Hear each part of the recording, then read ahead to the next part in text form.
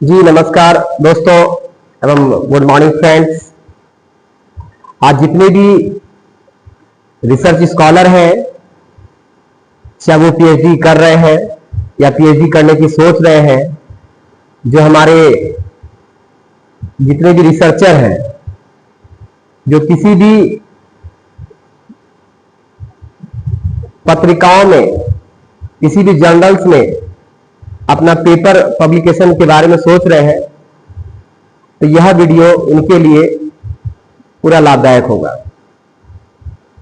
आज जो हमारे इंडिया के द्वारा जो यूजीसी केयर लिस्ट को बंद कर दिया गया और इसका विकेंद्रीकृत कर दिया गया, इसलिए किया गया था कि शोध पत्रिकाओं में जितने भी शोध जर्नल्स हैं उनकी गुणवत्ता में सुधार लाया जाए, अकादमिक स्वतंत्रता बढ़ाने के लिए।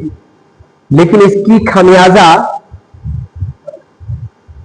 हम सभी जो भारत के रिसर्चर हैं उन सभी को भोगना पड़ा। आज यूजीसी केयर लिस्ट को हटाए जाने के कारण जितने भी पीएचडी स्कॉलर हैं, जितने भी प्रोफेसर हैं और विश्वविद्यालय के सामने कई बड़ी परेशानियां और चुनौतियां खड़ी हो चुकी है। जैसे वो चुनौतियां क्या है, तो सबसे पहला, जितने भी रिसर्चर है सभी के में भ्रम पैदा हो गया है कि कौन सा जर्नल सही है, कौन सा जर्नल गलत है। पहले होता था क्या, पहले यूजीसी केयर लिस्ट में जितने भी केयर लिस्ट में लिस्टेड रहते थे, यूजीसी केयर लिस्ट के ग्रुप 1 और ग्रुप 2 रहते थे, उसमें बहुत सारे जर्नल्स दी रहती थी और वही मान्य था कि ये जर्नल है, इसमें से आप लिस्टेड कर लीजिए, लिस्ट में नाम देखो और पेपर भेज दो। अब कोई केंद्रीय लिस्ट नहीं होने के कारण से छात्रों के लिए यह समझना बेहद मुश्किल हो गया है कि जिस जर्नल में पेपर भेज रहे हैं वह उनकी यूनिवर्सिटी स्वीकार करेगी कि नहीं करेगी। ये परेशानी हो गई है हम रिसर्चर के साथ। दूसरी बात है कि नकली प्रीडेटरी जर्नल्स जितने भी हैं का फ्रॉड होना। आज देखेंगे फेसबुक, यूट्यूब और बहुत सारे डिजिटल मीडिया प्लेटफॉर्म पर केयर लिस्ट नहीं होने के कारण से कौन से जर्नल अप्रूवल है, कौन से जर्नल नहीं है। लिस्ट हटने का फायदा उठाकर कई फर्जी पब्लिकेशन वाले बड़े बड़े अमाउंट लेकर, पैसे लेकर ओपन एक्सेस जर्नल में छापने का दावा करते हैं और छात्रों से बड़ी मोटी रकम लेते हैं। और इस मोटी रकम के कारण से छात्र को यह पता नहीं रहता है, वो कहते हैं कि हम सारे यूजीसी का गाइडलाइन को, नॉर्म्स को फॉलो कर रहे हैं, इसी के लिए हमारा जर्नल है ना वेरीफाई रहेगा, 2 से 3 दिन में ये जर्नल पब्लिकेशन कर भी देती है और बच्चों को, मतलब रिसर्चर को सर्टिफिकेट भी मिल जाती है।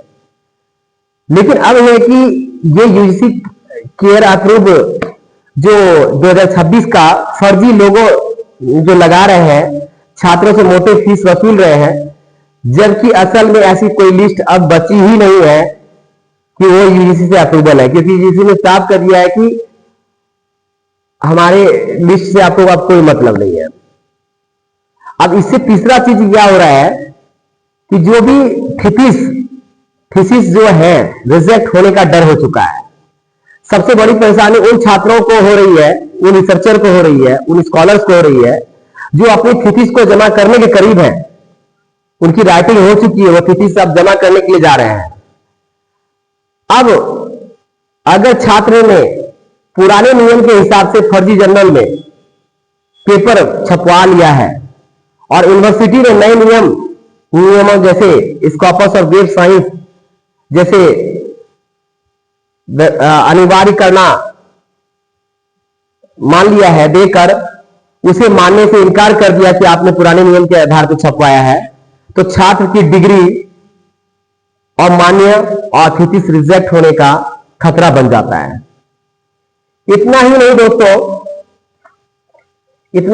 मैं आपको बताने जा रहा हूं, हर यूनिवर्सिटी के अपने अपने अब नियम अलग अलग हो गए हैं।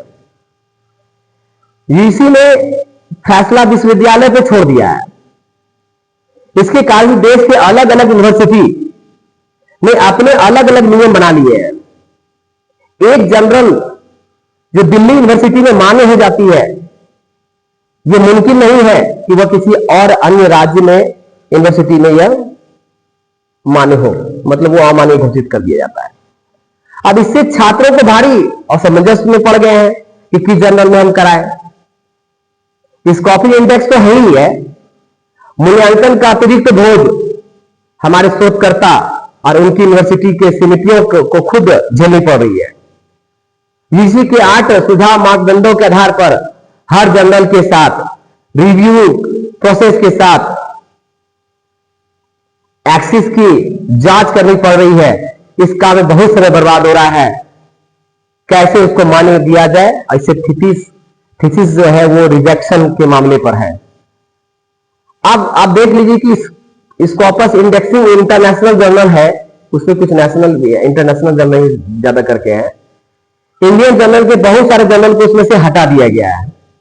अब ये स्कॉपस इंडेक्सिंग जो है, इतने महंगे जर्नल होते हैं, अगर इसका ओपन एक्सेस का अगर एक्सेस लिया जाए तो लगभग लाखों रुपया डॉलर में चल जाते हैं, जो कि इंडिया के जितने भी शोधकर्ता है उसके लिए जो अपने पैसे फंड से वो पढ़ रहे हैं, जिसको कि जिन्होंने यूजीसी नेट जेआरएफ नहीं निकाले हैं, हमारे भारत सरकार के द्वारा शोधकर्ताओं को किसी तरह की पैसे नहीं मिलती है, यूजीसी के द्वारा कोई फंड नहीं मिलता है।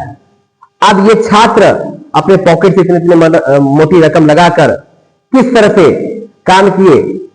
काम करेंगे। हम सारे डेटा, सारे मैथोलॉजी, हमारे सुपरवाइजर गाइडलाइन ये करेंगे, लेकिन आज किसी के हेल्प के, किसी और भी जिन्होंने काम नहीं किया है, जो को ऑथर्स काम नहीं किए हैं, उनको भी सबमिट करके आगे बढ़ना पड़ रहा है। कारण है कि पेएबल है ही नहीं, करना आम बात है नहीं। तो इन तमाम समस्याओं को, जो परेशानियां हो रही है स्कॉलर के साथ, रिसर्चर के साथ, हम सबों को, जितने भी रिसर्चर हैं, इस वीडियो को ज्यादा से ज्यादा शेयर करके हमारे भारत सरकार, हमारे शिक्षा मंत्री, हमारे जितने भी यूजीसी गाइडलाइन को देख रेख करने वाले समितियां हैं, अध्यक्ष हैं, उन सभी को यह बात जाननी चाहिए और इस पे मंथन करना चाहिए और एक सुझाव देना चाहिए कि जो यूजीसी के द्वारा जर्नल फिर से दिया गया है, वही जर्नल हर एक विश्वविद्यालय माने और हर जगह सेम रहे, ताकि पीएचडी हो जाने के बाद भी प्रोफेसर में अगर नियुक्ति होती है, उस नियुक्ति के लिए एक जैसा नॉर्म्स बना रहे हैं। अब सारा यूनिवर्सिटी अलग अलग नॉर्म्स अगर लेके चलेंगे तो मान चलिए तिलकामांझी यूनिवर्सिटी से कोई अगर पीएचडी कर भी लेती है अलग अलग जर्नल में, हो सकता है कि वो दिल्ली यूनिवर्सिटी में जब प्रोफेसर के लिए, लेक्चरशिप के लिए अगर जाते हैं तो वहां अमान्य घोषित हो जाएगा। तो भाइयों, ये पढ़ाई जो ये पीएचडी है, ये छोटी मोटी नहीं है। ये रिसर्च में बहुत समय लगता है, बहुत संसाधनों की जरूरत पड़ती है, बहुत सारे समय की जरूरत पड़ती है। एक ये लॉन्ग जर्नी है, ये साधारण बात नहीं है। इसी के लिए हम रिसर्चर जितने भी हैं, उन सभी बातों को समझना चाहिए और जाननी चाहिए, इस बातों को मुद्दाओं बनाकर उठानी चाहिए। और हमारे माननीय शिक्षा मंत्री जोशी साहब, उनको भी यह बात समझनी चाहिए, क्योंकि उनके पास अब ये जानकारी नहीं है। खूब ज्यादा से ज्यादा इस वीडियो को सब्सक्राइब, शेयर, लाइक कीजिए, कमेंट कीजिए, ताकि हमारे भारत सरकार के पास ये बात पहुंच पाए, यूजीसी के पास पहुंच पाए और सभी के साथ एक जैसा नॉर्म्स रहे, एक जैसा नियम कानून रहे, ताकि यहां मान्य हो, वहां अमान्य घोषित ना हो। जय हिंद, जय भारत एंड जय विज्ञान, जय भारत।